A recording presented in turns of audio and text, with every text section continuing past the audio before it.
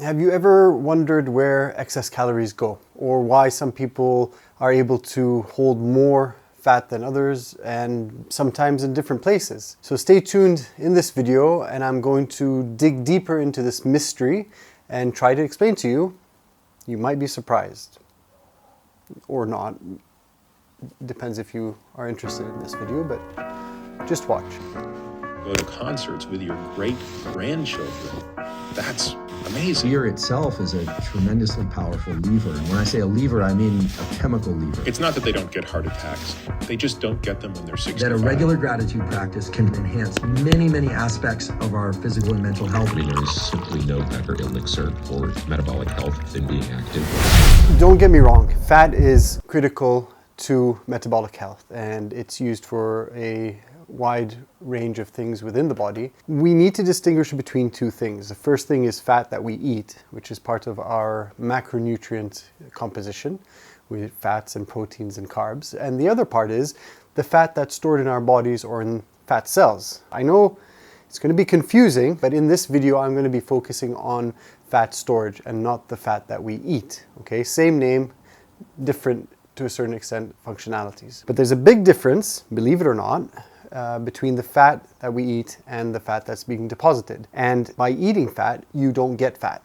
It's crazy. By this stage, I hope everybody's realized that when we eat more than we need consistently, we start to gain fat in our body. And this video is going to be looking at why and where it goes in terms of the excess calories. So what does happen when we overeat consistently from week to week, month to month? What happens to those excess calories? Notice I said consistently here and not that 1 or 2 days that you've eaten more than you should. So the excess calories, regardless of where they come from, whether they're proteins, carbs, or fat, those excess calories need to be stored somewhere when we don't need them. And the easiest way the body can access and store them is something called in the subcutaneous layer, which is just under the skin. So you'll notice in most skin that you'll have a certain amount of fat that's stored there. Sometimes it's more visible in other people than some people, but in general, that is the best place for the body to store the excess fat. So contrary to popular belief that the fat stored in this area is probably the healthiest place to be stored, and it's easily accessible for the body when it needs it. So when you need the energy that your body has stored, it can tap into it and pull out.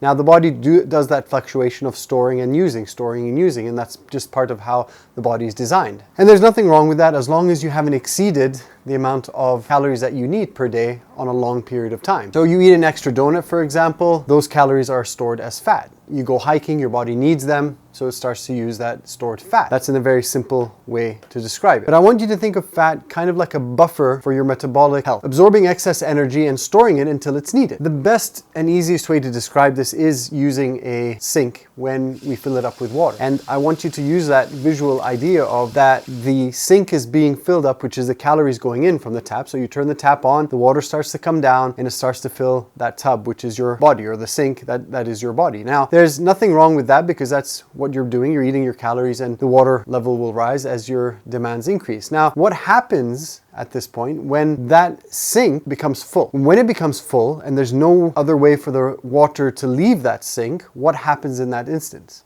The water starts to overflow. So the water being the excess calories, it starts to overflow into areas that it shouldn't be. Once in natural storage, which is in your subcutaneous level, which is just under the skin, once that's full and gotten to its limit, and keep in mind that everybody's different about how much they can store in that, the body starts to store it in other places. Again, like the sink, starts to overflow here, goes into areas that it shouldn't be, on the floor, on the counters, and all of these places where it shouldn't be. And this is where the fat starts to get stored as visceral fat. If you've ever done an in-body test, you'll always see there's one part of there that says visceral fat, and that's the amount of fat that's on the inside of your body, let's say. So you have the subcutaneous fat, okay, which is on your skin, and then you have the visceral fat, which is on the inside. This is where it becomes dangerous. So once it's reached its limit, it starts to store it there. It starts to give us health problems. So the more we eat in excess of calories, the more this fat gets stored on our organs and starts to go into our bloodstream. So it starts to become stored as triglycerides in our blood, starts to be stored in your liver, which starts contributing to non-alcoholic fatty liver disease. It starts to be stored into your muscle tissue, and then which starts to contribute to becoming insulin resistant, and eventually starts to go around your heart and your pancreas. But having said all of that, everybody's bathtub or sink is different. And you have some bathtubs that are large, some are jacuzzis, some are a bucket. And everybody's size for that capacity is different, which means where the fat is stored just under your skin. Everybody has different limits, and that's why everybody stores things differently. And this is one of the reasons why we can't compare ourselves to other people. And where fat is stored and what the capacity is and how it's stored varies from person to person, based very much so on their genetic makeup. So keep in mind that what works for one person doesn't necessarily have to work for other people. And this is why individualized programs and approaches to fat loss vary from person to person, because everybody has different ways of dealing with this. So having said that, once that sink is starting to get filled, if we don't have a way that the water can exit, which is through exercise and being active, and like we've said, the non-exercise activity thermogenesis, all of these things where you've taken the stairs, you've parked far away from work, and I've said this in my previous videos, that is part of how we release some of that water, or we open the plug to allow the water to come down. And if that's closed, that means you're inactive, you're just sitting on the couch all day, and that water's coming in, you're eating.